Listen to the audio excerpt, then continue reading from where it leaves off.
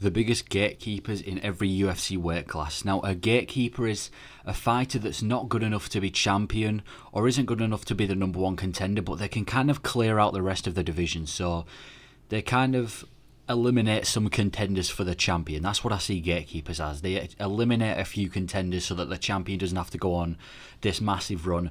But the gatekeepers themselves aren't good enough for the champion. We're going to be taking a look at every single weight class in the UFC and picking at least one gatekeeper. Some weight classes are easier than others, but we're going to be going in with heavyweight. I've chosen Cyril Gane. I think he's a big gatekeeper in the heavyweight division.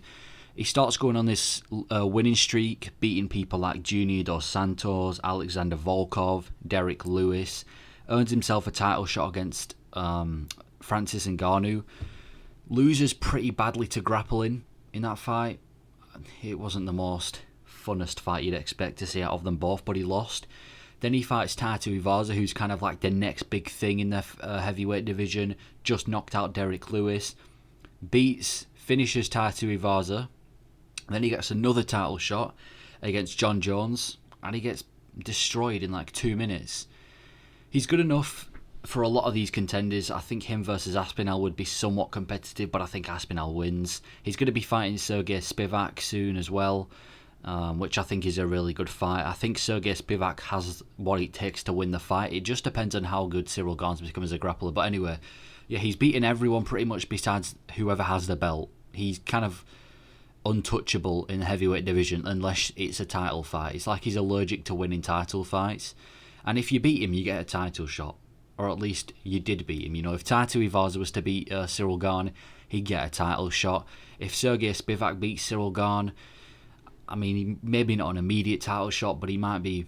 Yeah, I think if Spivak beats Gane, he could get a title shot down the line. He's just not good enough for the heavyweight belt. There's a couple of prospects at heavyweight. We've got Tom Aspinall and Sergey Spivak, but I wouldn't Sergey Pavlovich, but I wouldn't call them I wouldn't call them gatekeepers because they both have what it takes to win the belt. I just don't think Cyril Gane has what it takes, but I think he's going to be I think in the next couple of years in MMA he's going to be eliminating these contenders. If he's improved his grappling, I can see him beating Sergey Spivak. He's already beaten Alexander Volkov.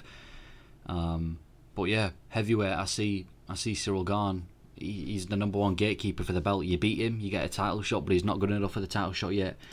Light heavyweight was a very tough division because there isn't like an obvious gatekeeper, so I've chosen Jan Blachowicz because he is good enough to win a belt, but it's kind of like he's just not anymore, if that makes sense. He wins the belt, defends it, beats Adesanya, knocks out Dominic Reyes, knocks out Luke Rockhold, starts going on this kind of streak.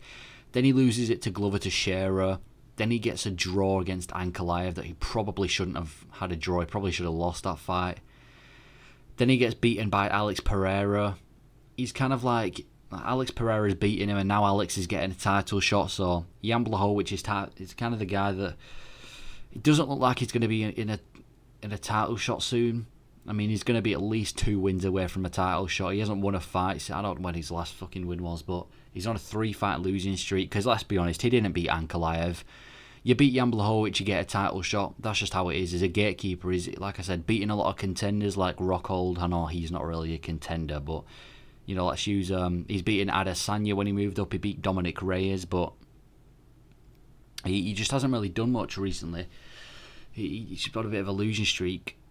He was once good enough to win the belt, and now he isn't. That's what it was. He was once the champion, and now he's just not good enough. But I think he's a gatekeeper. I think he's still good enough to beat contenders, because I still feel like the Alex Pereira loss wasn't because Jan Blachowicz was bad, but I do want to blame Utah. I do want to blame the fact that it was in Salt Lake City, because in that first round he was destroying Pereira, but then he got gassed out after 1 round, which I didn't expect considering he went 5 rounds with Ankalaev. So I think he's going to be able to shut down a lot of these contenders. I think he beats Nikita Krylov.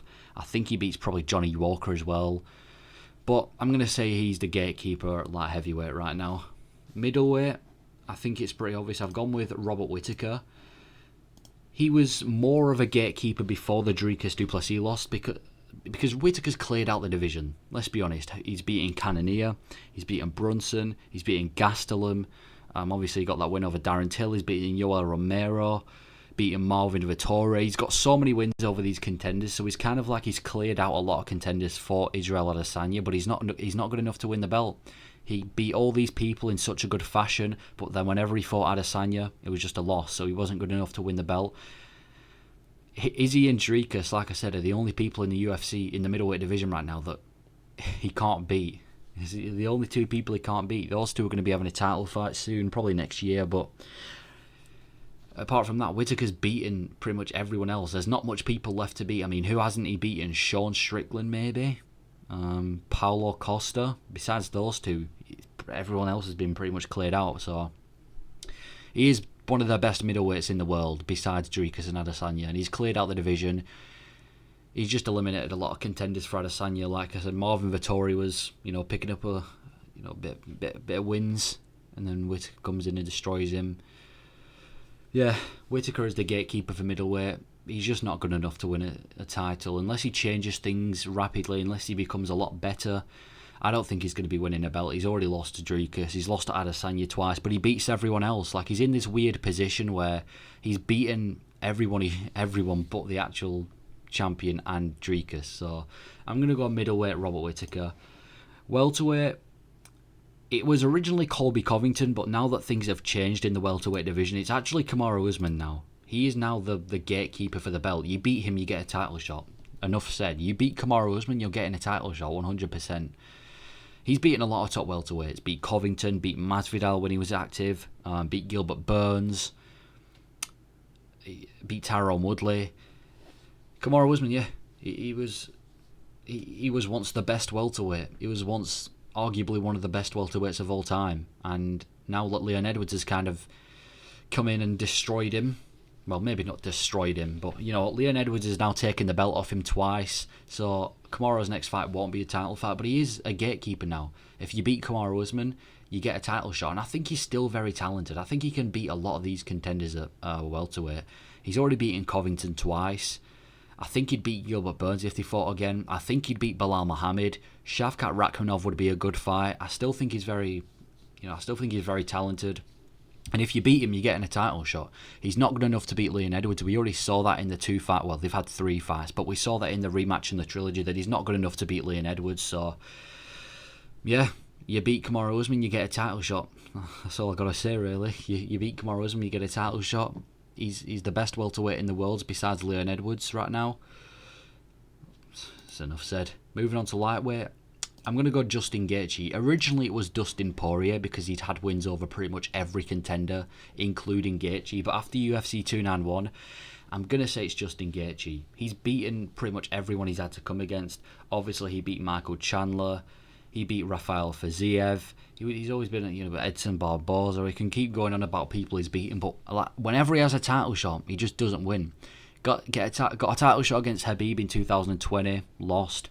Got a title shot against Charles Oliveira in 2020. Was it 2021 or 2022? I think it was. Got a title shot against Oliveira, lost that. But then he's beaten everyone who's not the champ. He's beaten Dustin Poirier, beaten Rafael Fiziev, beaten Michael Chandler, beaten Edson Barboza, beaten Tony Ferguson. He's beaten everyone else in the lightweight division. Besides maybe Beneil Dariush, there's not much people for him to beat, and I don't think he beats Makhachev either. I think if he rematches Oliveira wins that. I think if he fights Islam Makhachev, Islam wins that. So he's kind of like the third best in the division. Number 1 is Islam, number 2 is Charles, and then number 3 is Justin Gaethje. He's kind of like he's cleared out the division, but he's not good enough to be champ. Obviously, Oliveira was champ, so he can't be the gatekeeper. He's just not good enough to be champ, and that's it. So for the gatekeeper at lightweight, I'm gonna say it's Justin Gaethje. Originally, it was Dustin Poirier, but now that he's just been knocked out by Justin Gaethje, I don't think he's the best lightweight in the world anymore, or not even close to it. But featherweight, I think this is one of the most obvious picks. It's Max Holloway. He's beaten everyone but Volkanovski. That's literally it. He's beaten everybody but Volkanovski. Arnold Allen, Yair Rodriguez, Jose Aldo, who was it? Calvin Kattar. He beats everybody in the featherweight division but Volkanovski, and that's why he's the best. He's beaten literally every featherweight besides Volk. If Volk didn't exist, he'd be the champ. That's literally the fact. It's a fact. If Alexander Volkanovski doesn't exist, Max Holloway would have been the champ for a long time by now. He'd probably be the featherweight greatest of all time. It's just sad times for him, innit? He can beat everyone but Volk. It's like the one guy that can beat Max Holloway is the champion himself, which is Volk. Everyone else he beats, I think he'd probably beat Ilia Topuria as well. He can beat every single featherweight in the world but Volkanovski. That is the definition of a gatekeeper. He stopped Arnold Allen from getting a title shot. He did beat Yair Rodriguez, but Rodriguez managed to pick up a title shot. He stopped Calvin Kattar from getting a title shot.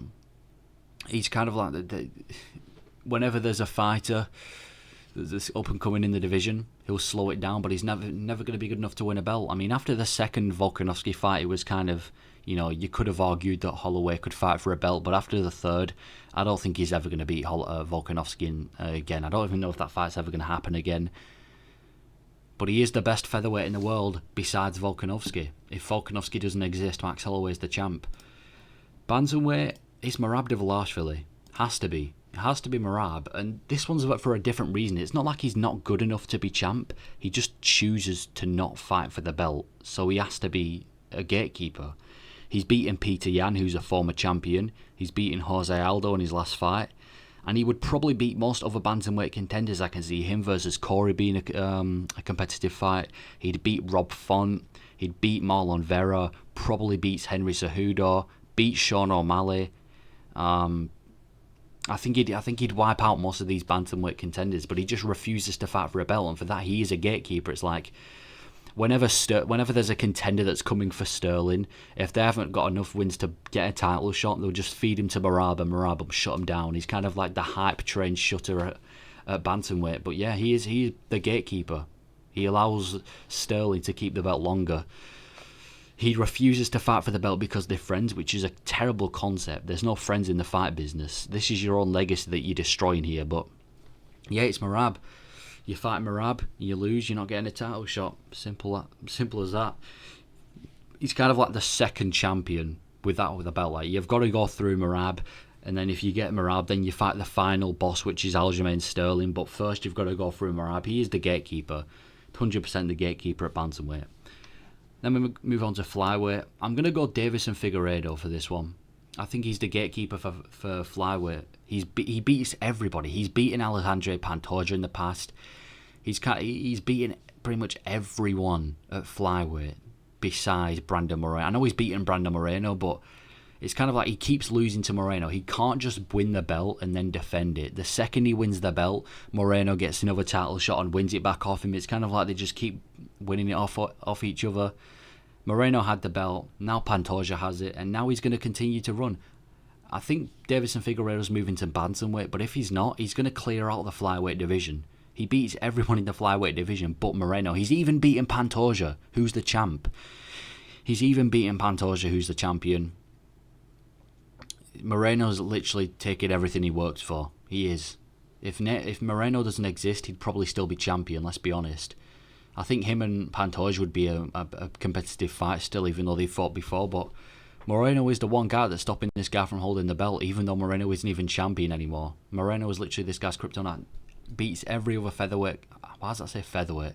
Oh, flyweight, sorry. I'm sure it's too late for this. Beats every other flyweight contender but Moreno. So for flyweight, I'm going to go with Davison Figueiredo. Just please let me know if you agree with this list. Biggest gatekeepers in every UFC weight class.